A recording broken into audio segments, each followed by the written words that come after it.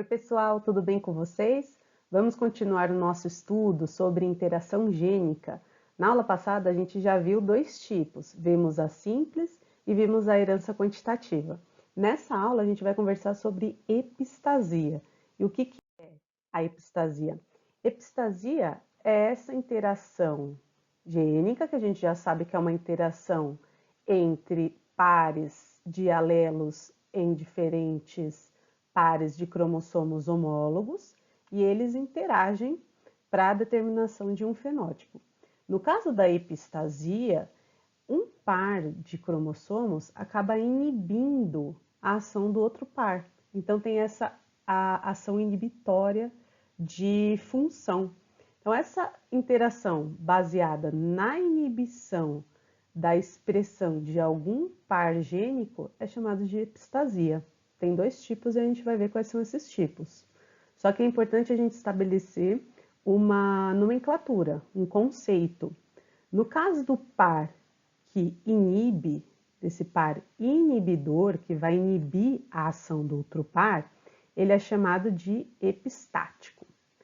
No caso do par que vai ser inibido, ele é chamado de hipostático. Então, se aqui, nesse exemplo, nessa célula de híbrida, heterozigota, para esses dois tipos de alelos, pode ser, por exemplo, que esse par azão-azinho iniba a ação do par bezão-bezinho. Então, o fenótipo vai ser expressado baseado nessa inibição de pares de alelos, ok? Pessoal, tem dois tipos, epistasia dominante e epistasia recessiva. A gente já sabe mais ou menos o conceito de dominante e de recessivo, então vamos atribuir esse conceito agora dentro da epistasia. No caso da epistasia dominante, o alelo dominante, ele vai ter a ação inibitória sobre o outro par, ok? Então, a presença de pelo menos um alelo dominante no par epistático inibe a ação do outro par. Portanto, em um genótipo, o alelo dominante, a presença de um alelo dominante, já inibiria a ação deste outro par, que poderia ser B, né? Os alelos B, Bzão, Bzinho, Bzão, Bzão, independente se aqui tem Bzão, Bzão, ou Bzão, Bzinho, ou Bzinho, Bzinho, esse alelo dominante já inibe a expressão desses alelos do outro par. No caso da epistasia recessiva, o par de alelos recessivos, para isso ele tem que ser homozigoto, esse par de alelo homozigoto recessivo vai inibir a ação do outro par, ok? Então o fenótipo ele é gerado a partir desse processo inibitório, seja por um alelo dominante, seja por um par homozigoto recessivo, ok? Pessoal, um exemplo de epistasia dominante é a cor da plumagem de galinhas. A cor da plumagem de galinhas, ela é determinada, o fenótipo é determinado por dois tipos de alelos, lembrando que é interação gênica, tem interação de entre dois pares de alelos diferentes.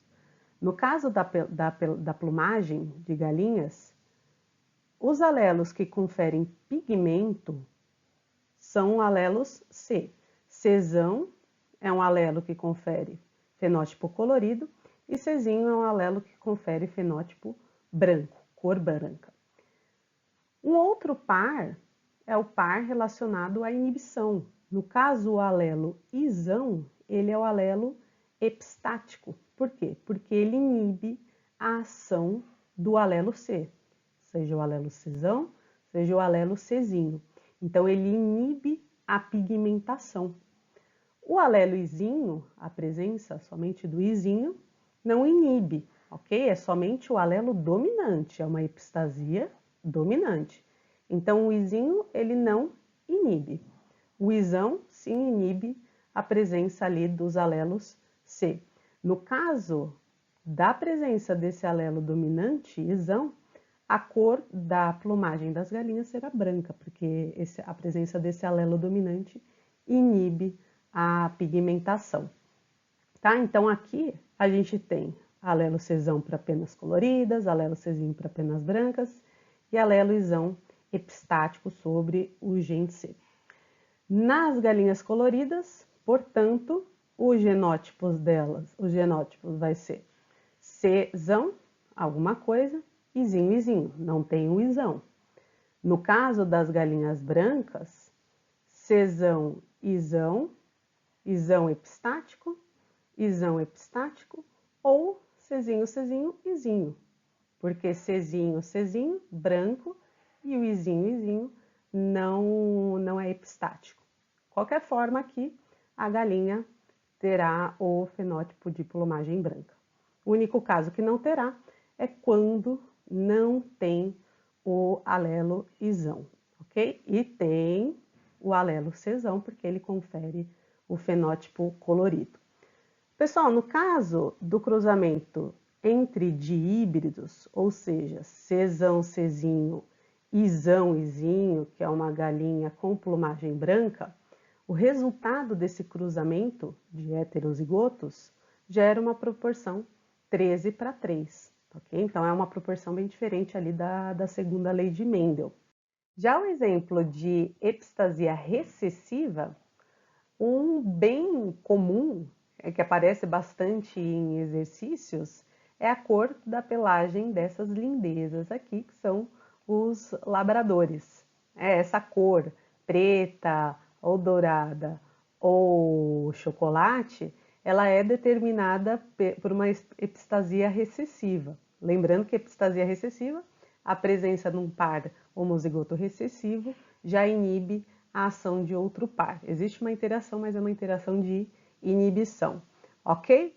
Então, no caso da pelagem dos labradores, quais são os alelos? Alelos B e alelo Z. No caso dos alelos B, eles conferem pigmentação. O Bzão, o dominante, confere o fenótipo preto. O Bzinho confere o fenótipo marrom. No entanto, os alelos Z, eles conferem se esse pigmento vai ser depositado ou não. A presença do Ezão, tudo bem, o pigmento vai ser depositado. A presença do Ezinho, o pigmento não vai ser depositado. Então, o Ezinho, ou seja, o par de homozigoto recessivo, ele inibiria a ação dos alelos B, Bzão para preto ou Bzinho para marrom, tá? Então, se nós fizermos aqui a distribuição dos fenótipos nesses cachorrinhos, nós veríamos que preto, o fenótipo preto, ele tem que ter a presença do Bzão. Então, ele pode ser Bzão, alguma coisa, Bzão, Bzão ou Bzão, Bzinho, e tem que ter o depósito do pigmento. Então, é Bzão, alguma coisa, Ezão, alguma coisa. Pode ser Ezão, ou Ezão, Ezinho, tá? Esse genótipo já confere o fenótipo preto. No caso do marrom, vamos fazer o marrom primeiro. O marrom, ele tem que ser o quê?